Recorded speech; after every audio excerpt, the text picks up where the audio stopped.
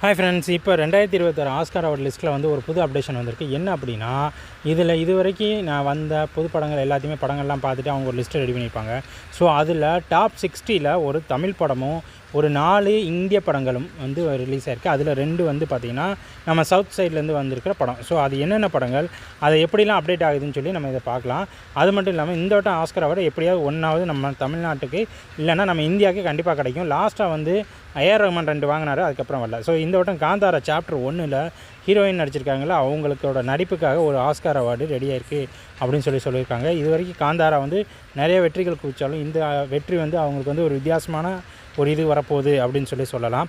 So Kantara படத்தோட டாப்பில் வந்து அடுத்து அது வருது.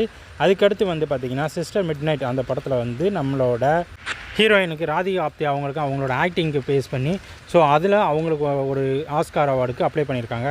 ஸோ சிஸ்டர் மிட்நைட் இந்த வட்டமும் ஒரு ஆஸ்கார் அவார்டு வாங்குறதுக்கு ரெடி ஆகிட்டு இருக்குது.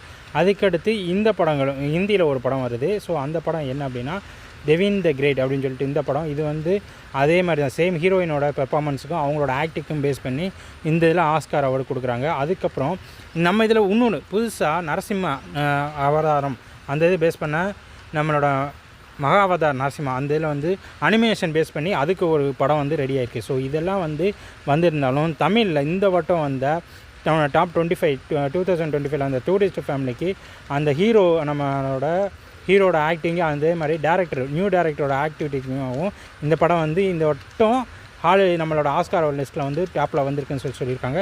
ஸோ இந்த வட்டம் வந்து எந்தெந்த படங்கள்லாம் ஆஸ்கார் அவார்டு வாங்குதுன்றதை நம்ம இது பண்ணலாம். அது மட்டும் இல்லாமல் ஆஸ்கார் அவார்டு இந்த வட்டம் நம்மளுக்கு ஒரு 2வது கிடைக்கிறதுக்கு நம்ம இந்த படங்கள் எல்லாத்துக்குமே வந்து பார்த்திங்கன்னா கங்க்ராச்சுலேஷன் சொல்லிக்கலாம். ஸோ ஓகே, இந்த வீடியோ உங்களுக்கு முடிச்சிருந்தால் நம்ம சேனலை சப்ஸ்கிரைப் பண்ணிக்கோங்க. நன்றி.